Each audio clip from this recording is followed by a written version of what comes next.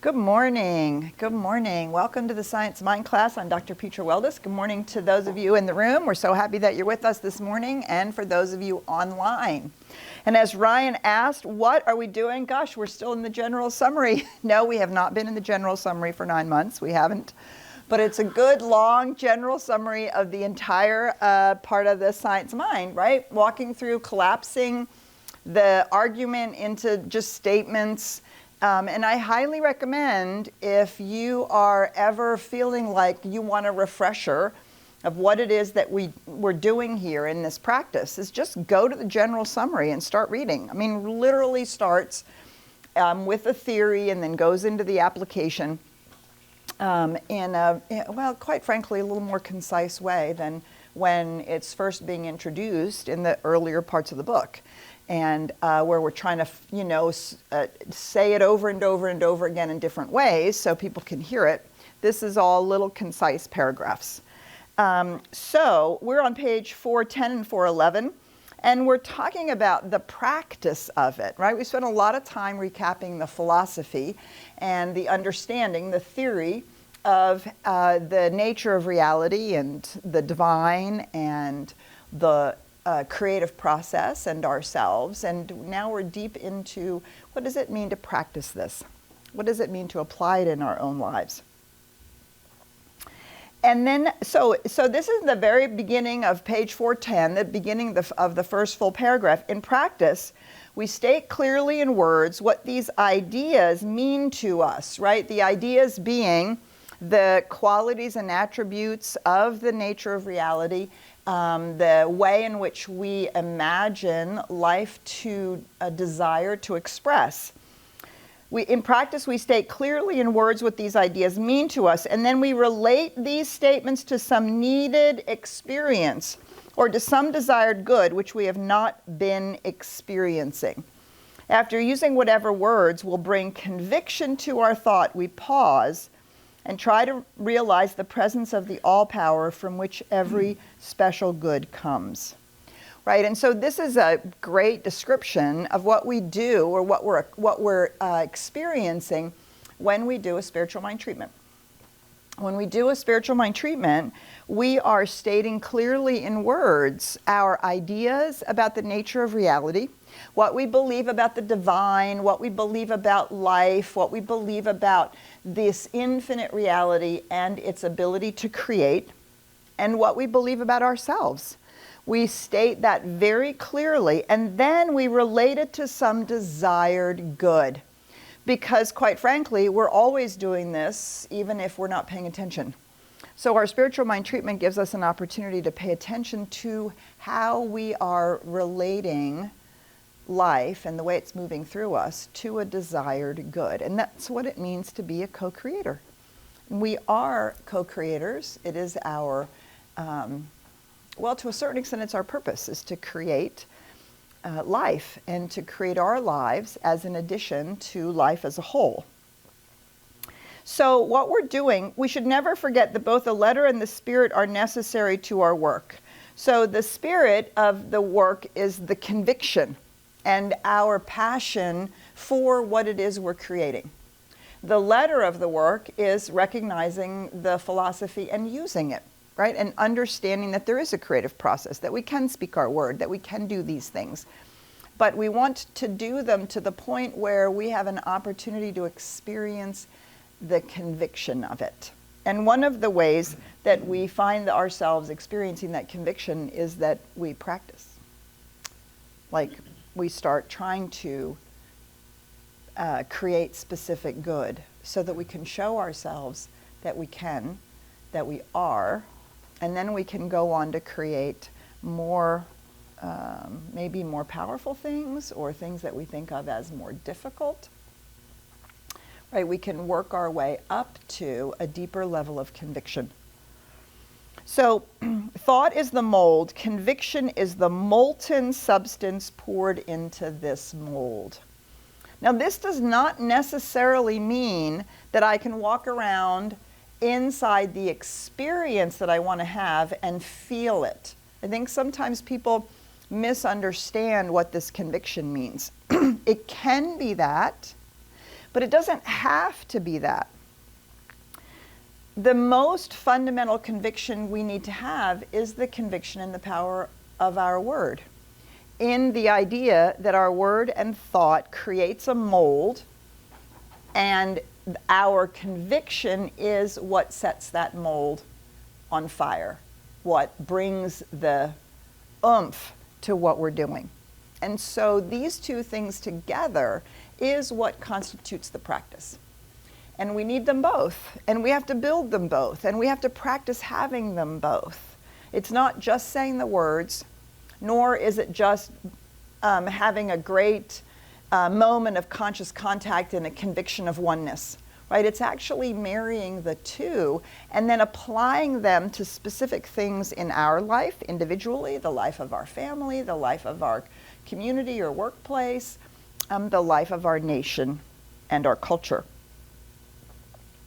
Wherever the image of thought is set, there the power to create resides, right? These things go hand in hand, and it is always happening. It's always going on.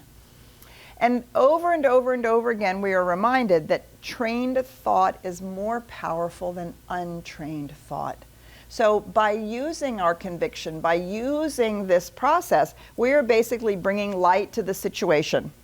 The darkness neither came nor did it go anywhere. It never was a thing of itself, merely a condition. The thing in our life that isn't working, that doesn't feel like it's in alignment with our spiritual truth, the thing in our life that in our society isn't working, or that doesn't feel like it's in alignment with spiritual truth, right? These things are not things of themselves. They're the product of human ignorance, our own fear, our own not having fully come to believe that there's another way of looking at life, right? So these things are just playing out, but they're not held in place by the impulse of life itself. The impulse of life itself is for life, for growth, for more good, for all of itself to be expressed.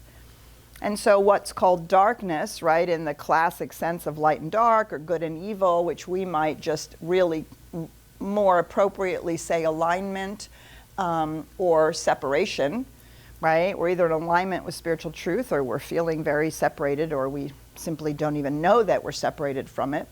When we're in alignment, the light is greater than the darkness, and the darkness has no power over the light. And so this is an interesting conundrum when so many of us, myself included, love like Star Wars and Star Trek and the Lord of the Rings and all of these classic stories. They're all, the stories are all of the hero's journey. And they're all of the pitting light and dark against each other.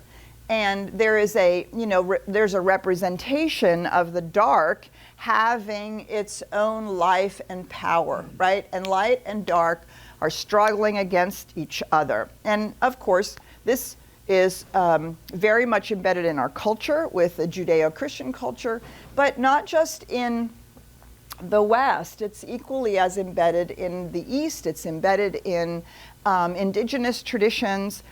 This idea that light and dark are contending with each other, and that we have to come to the light so that we can overcome the darkness. And the challenge with that is, of course, that if we have a power for light and a power for dark, we have duality. And quantum physics, along with the science of mind and new thought, and many other mystical understandings of world religions, is actually a radical monism. There's really only one thing happening. There's really only one thing happening, and that's life, spirit, the light continually expressing itself. And so we have to ask ourselves two questions. One, where does the dark come from? And two, what do we do about it? And my favorite recognition of this, well, there's two ways we can hold it. The first one, of course, is we get from the ancient yin-yang symbol. And it's the idea that light and dark are simply complementary. They're simply complementary experiences in physicality in the space-time continuum. So night and day, hot and cold, up and down. It's just a representation of the pairs of opposites. And that it's not that we have to have the dark to experience the light. It's that in physicality, everything comes in the pairs of opposites. And it's that constant rhythm and flow between the two. It's only in the absolute that we have only light. But in the absolute, we actually have only light. In the spiritual truth, we actually have only light. And one of the best ways that I know how to really get a hold of this idea is to go into a dark room. If you go into a dark room and you turn on the light or you light a candle, what does the dark do? It simply disappears. Right? There's no force of darkness fighting back. The darkness is simply the absence of light. And so this is where instead of light and dark contending with each other as if darkness has a force of its own, what we're doing is over and over and over and again bringing light to the situations and circumstances of our life, seeing them from that absolute point of view, and aligning ourselves and our thoughts and our actions with that light.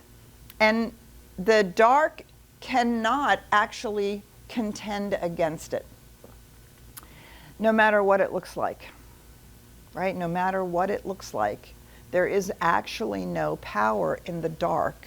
It is simply the outpicturing of ignorance, fear, false ideas, and a sense of separation that people have, that we ourselves can have. And it outpictures that way. But there's no force for that darkness. So you can't say, well, the devil made me do it, or this is just the darkness in the universe somehow expressing itself. No, in the absolute, ultimate reality, just like in the quantum field, there's no opposite. There's just life seeking to express itself. And so this is what allows us to really kind of get a hold of this idea that our trained thought is more powerful than the untrained thought, because our untrained thought is our fears and our ignorance and our false beliefs and all the ways that we were trained to see the world, as opposed to a new idea, a new thought, a new philosophy that we're taking up, that we take up very consciously, that begins to illuminate, there's that word light again, illuminate where we are out of alignment with spiritual truth, with life itself, spirit, as it is seeking to express. And so the darkness is the great denial of the light, but it really did not deny the light, for where the light was, the darkness was not. By merely bringing in the light, the darkness vanished into its native nothingness. This is the power of reality over seeming opposition or apparent separation. And it's challenging, right? Because we do not pretend that bad things don't happen to good people. We do not pretend that there isn't an outpicturing of ignorance and fear. This would be, well, it would be uncompassionate to ourselves and others who are actually experiencing the product of a sense of separation, ignorance, and fear, right? Whether it's their own or someone else's. We don't say to somebody, oh, you stubbed your toe, it doesn't hurt. Right? What we say is it doesn't have to keep hurting. There's nothing in the universe, in spirit, holding that hurt in place. We are immediately bringing healing and the restoration of wholeness to it. But to deny someone's personal experience is to be very uncompassionate.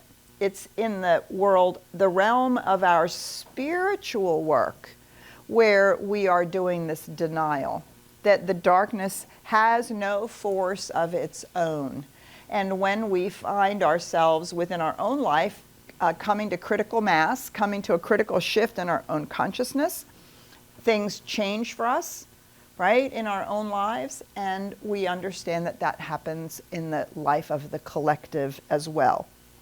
This power of reality over seeming opposition or apparent separation. And because of our compassion and our experience, it's easy to get caught in the darkness. It's easy. It's easy to rail against it. It's easy to talk, ain't it awful? And this is all, it's always been this way. It's always going to be this way, right? And so the only thing that's then lending power to the darkness is that we're contributing to the power of the darkness. And so we can see it, look at it clearly, and then bring light to it. That's our job, is to bring light to it, is to bring that spiritual truth to it. And this is why we call it a practice, right? This is the work. It's challenging to do. It's challenging. And we have to find our way through being present and compassionate to the experience while at the same time knowing the spiritual truth. And we have to become mature enough that we know, especially when we're talking with other people, which is being called for in the moment. Is compassion being called for in the moment? Or is some deep and powerful spiritual truth being called for in the moment? And that's our maturing of our spiritual work, to be able to see both of those things and decide where we're going to stand, where we're going to live, what we're going to speak from, how we're going to engage with a situation or circumstance, with the news, with what's going on in our own lives. So the next paragraph, I love this, that the universe is a reflection, right? What we imagine for ourselves is what it imagines for us. And this is what creates the bondage in our lives and also creates the freedom. The divine intends freedom for us, but the very fact that we have creative thought and that we are real individuals presupposes the use of our creativeness in more than one way.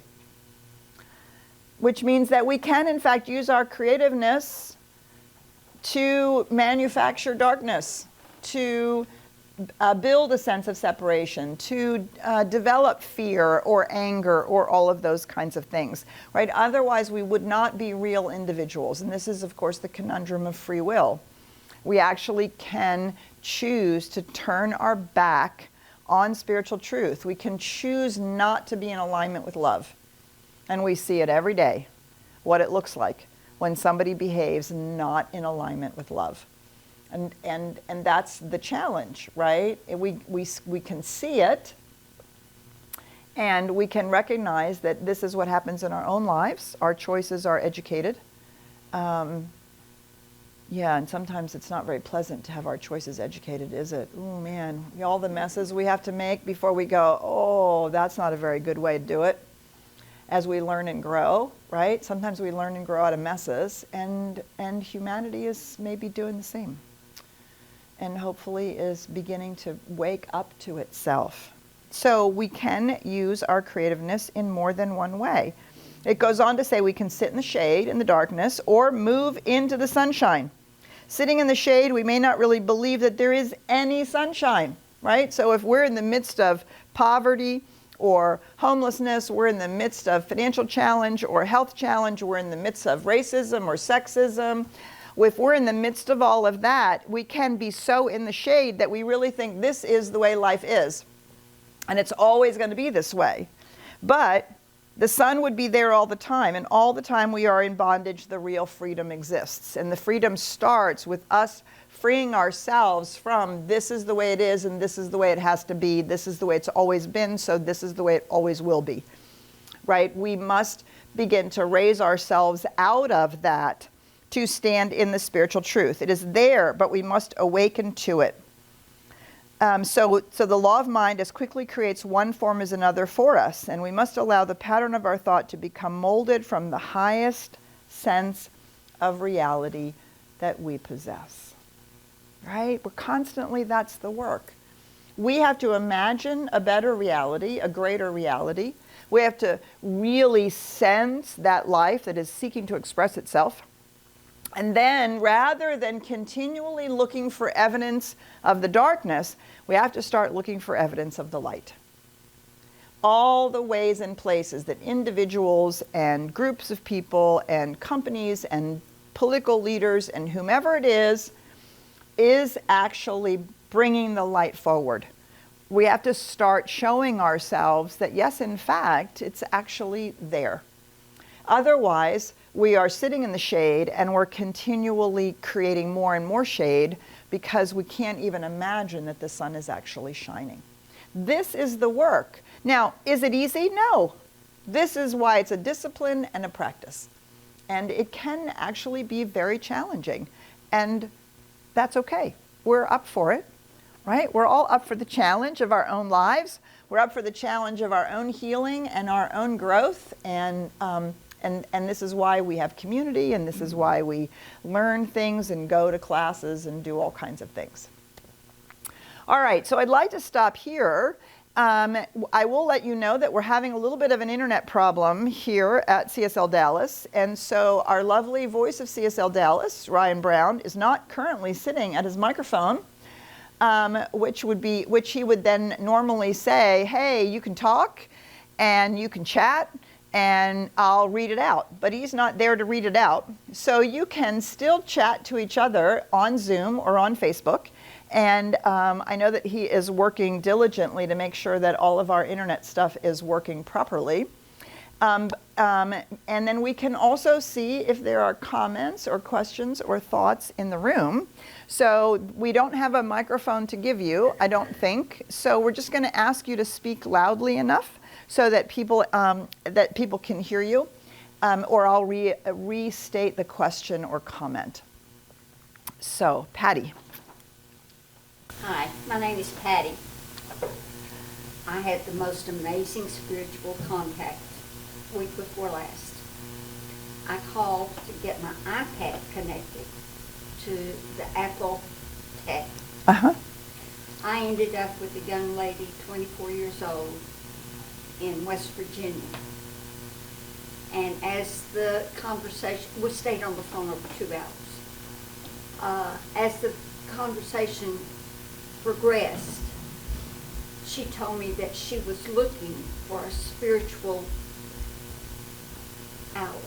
Uh-huh. She said she bought her Bible. She grew up in a home without any spiritual teaching. Oh, there's Ryan. There you go. And so at 24, I don't know how she had this awakening other than spirit moves. Uh-huh. And she asked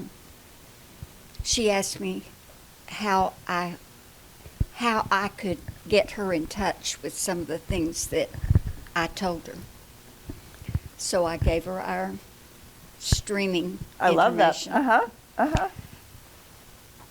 And I told her to buy the book, this thing called This thing called You. You. And the other book I recommended was The Power of Now. Mm-hmm. Well, she's calling me again on the 6th, the night of the 6th. And I would like to know if there's something else. I told her how to meditate. I said, start with 10 minutes of just watching your breath. Mm-hmm. And she called me again. I've talked to her twice, and she said, I've been sitting in a room by myself, and I'm learning to breathe. I love that. It's awesome. So, do you have any recommendations? No, you're giving her good ones. I mean, these are all, and then you just start. You just start the practice. Everybody just starts the practice, and, hopefully she'll watch us, or she'll find another place where she can get connected. And you don't want to inundate. At the courses she can take online. Exactly. I mean, this woman is searching. It's good. And those are all great recommendations, right? You don't want to pile on too many too fast, because then it can't be held. All of it can't be held. Right? So just keep having the conversation and keep inviting her into it. Thanks, Patty. That's awesome. Give me her last name or even the place where she lives. Uh-huh. Because iPad doesn't let me. Right. Well, it's lovely. But I told her to connect with me through CSL. Beautiful. Thanks, Patty. That's awesome. All right, we got a comment right here. So Patty, can you just pass that over? That'd be great. Thank you. Hi, excuse me, I'm Willie.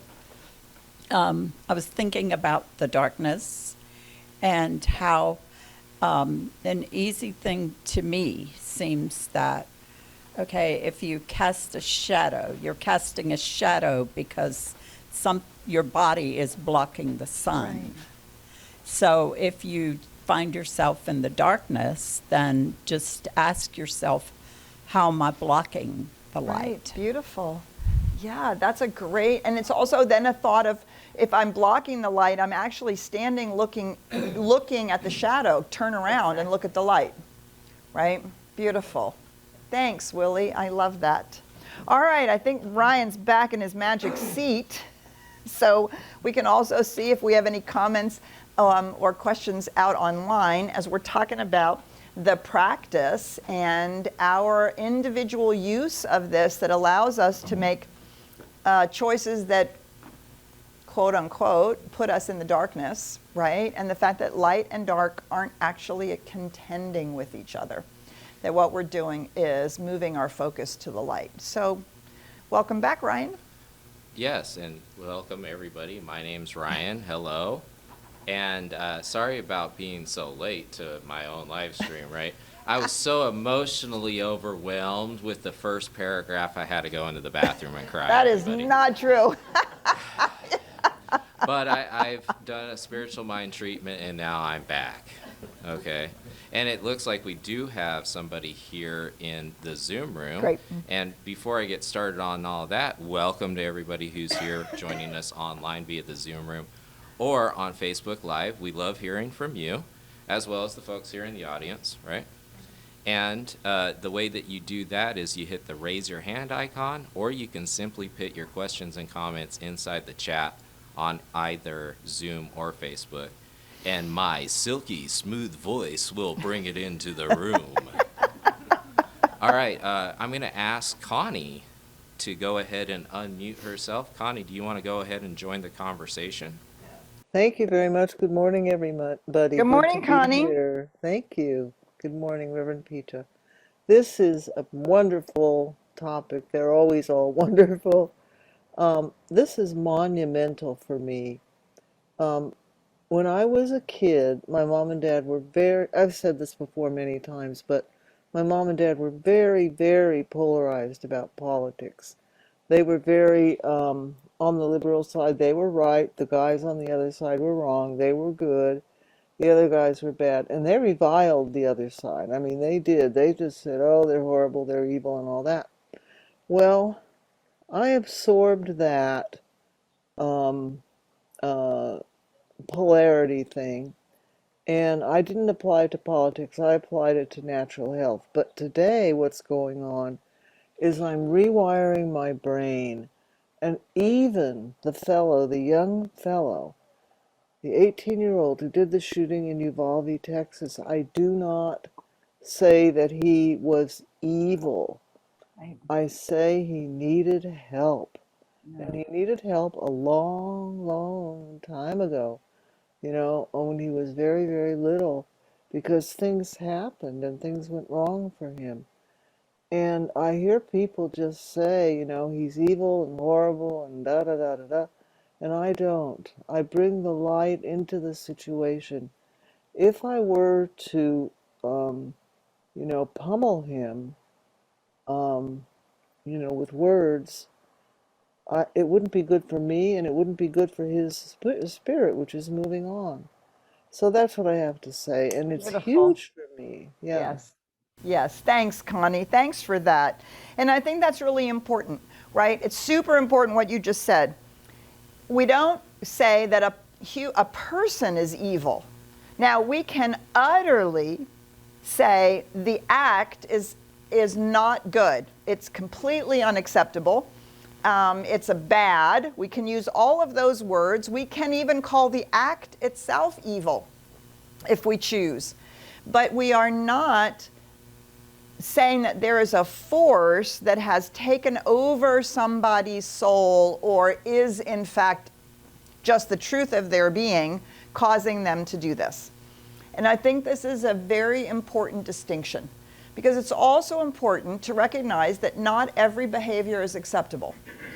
It's not. It's not acceptable to go in and shoot elementary school students. It's not acceptable to go in anywhere and shoot anybody just because oneself is traumatized. And so the behavior itself is not acceptable. And we get to say that. We get to say what's okay and what's not okay in our own personal lives, and we get to say it culturally. But the difference is, and I thought you said it really well, Connie, the difference is the reviling of others and their personhood, their humanhood, and saying that they as beings themselves are evil. No, they're not. It's life just as much, spirit just as much, the universe just as much seeking to express itself. The problem is that we can make choices that are absolutely out of alignment with truth, with spiritual truth. And we usually make those choices because we haven't been taught any better. Actually, because we've been taught that that's the way to behave, or that's the way to think about life. Now, we've been taught it either because a parental or authority figure told us, or because it's the decisions we've made based on the experiences that we've had. And then we make decisions about how life is, and we begin to see and act in that manner. And this is exactly what the Science of Mind understands when it says the same law that is freedom is also the same creative process that creates the bondage. If we have absorbed faulty thinking, or we've created false ideas within ourselves, or these two things have gotten really overwhelmingly like this is the nature of reality, we behave out of that.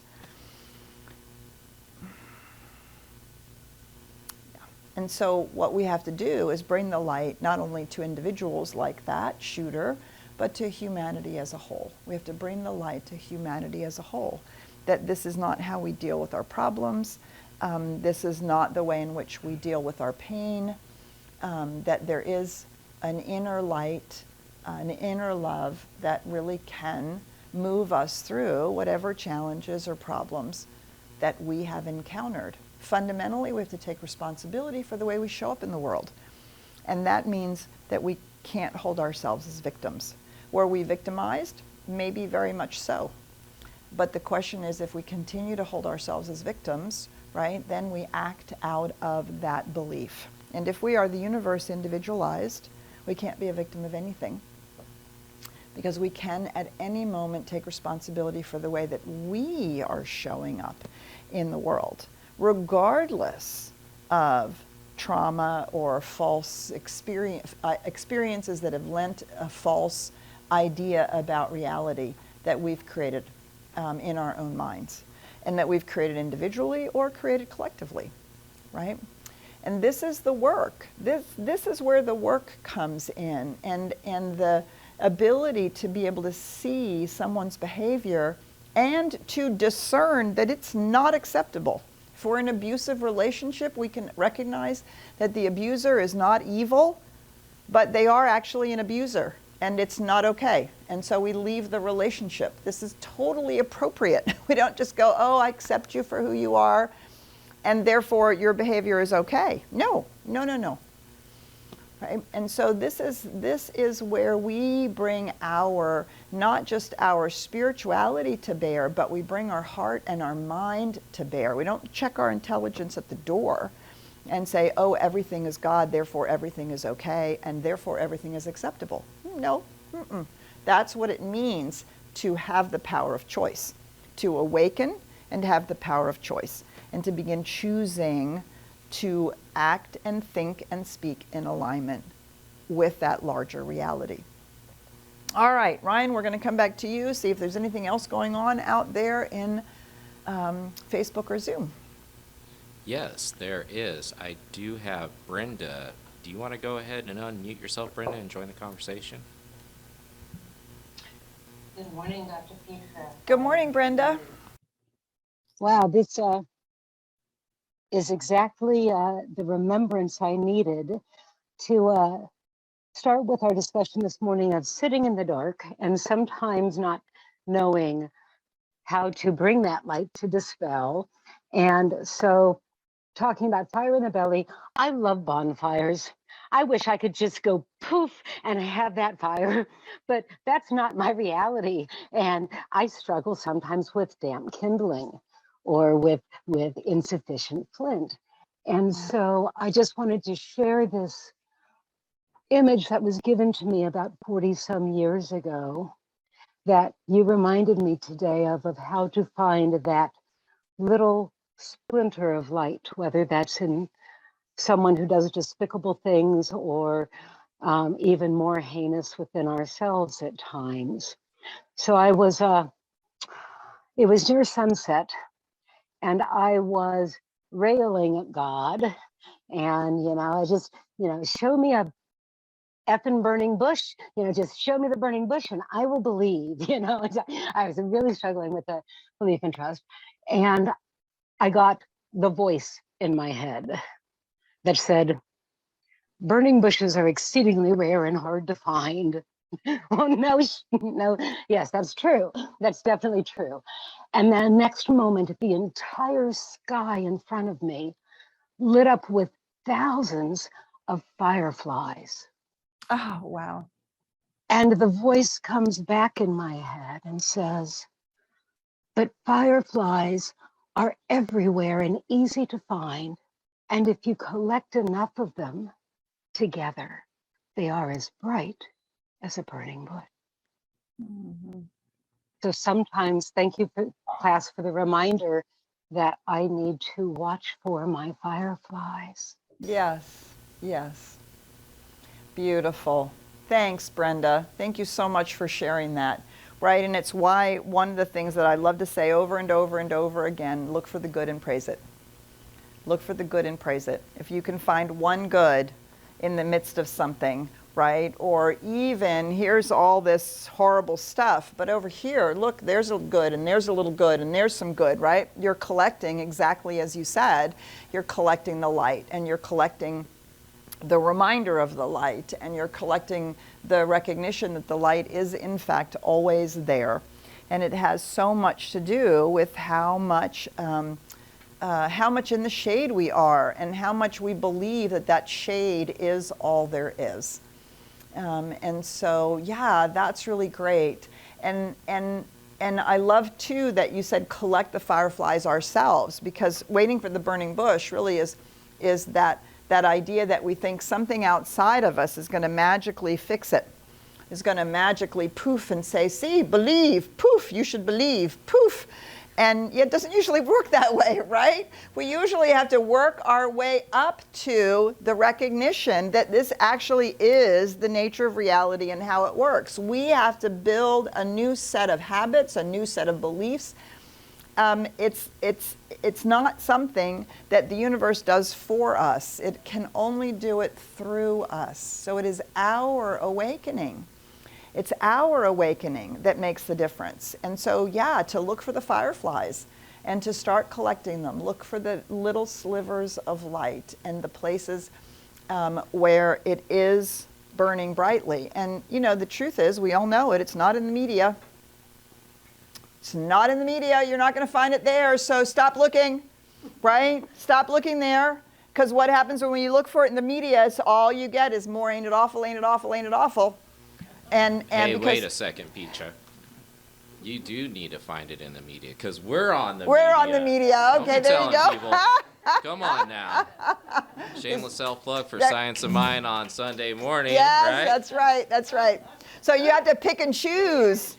You have to pick and choose your media, right? You have to pick and choose your media. It's so important. And are you looking for the good, or are you just, jumping from one ain't it awful to the next, to the next, to the next, to the next? Not that we don't need to know what's going on, right? But we should be able to see it as the shade and look at all the other places where there is actually beautiful work being done in the world, really good work being done in the world. Look for the good and praise it, because then that begins to really elevate our attention to the light. And when we do that, we're growing it. We're growing that light in our own consciousness, and we're growing that light critical mass.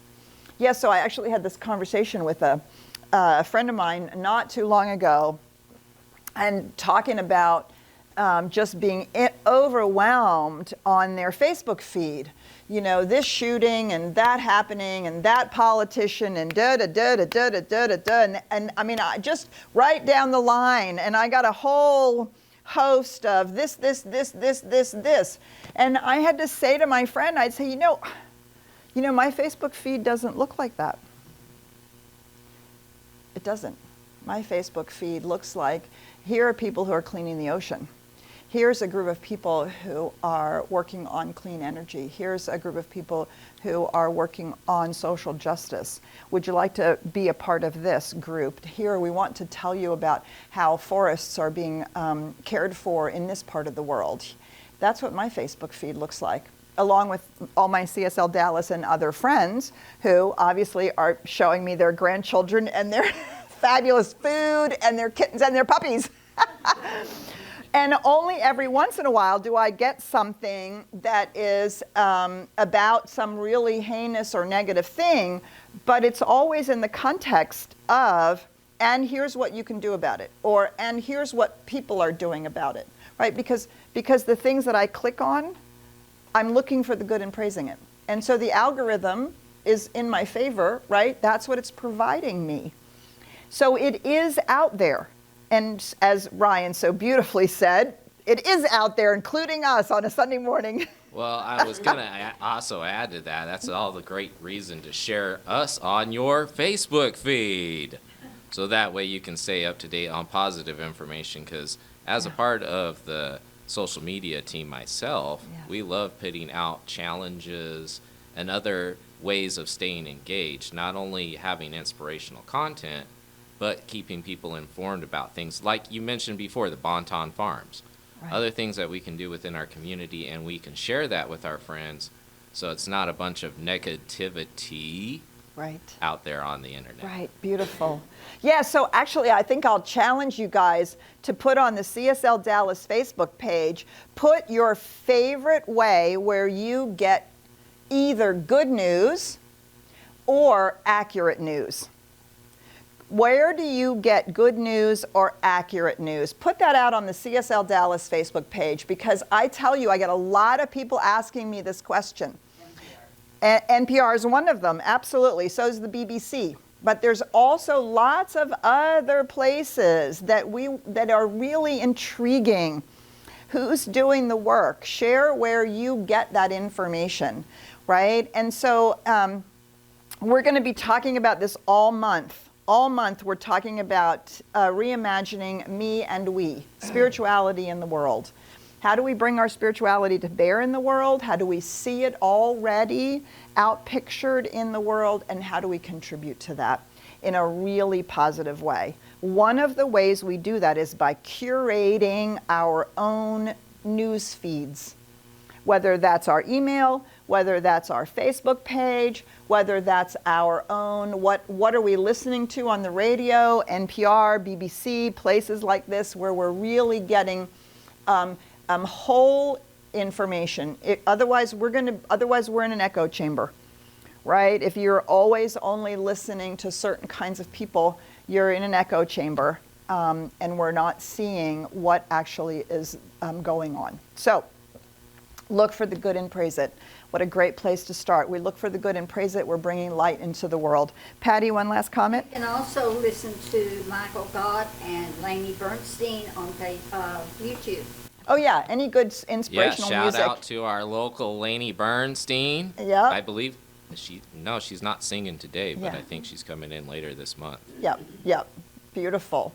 All right, so shout out to our celebration in 30 minutes here Central Time, and all the fabulous things we have going on. We love having you here in the room. We love having you online. And let's reimagine me to we this whole month. Reimagine me to we together. So keep reading your general summary. We are not done with it yet. Bye for now. 410 and 411. Thank you. Okay, bye for now.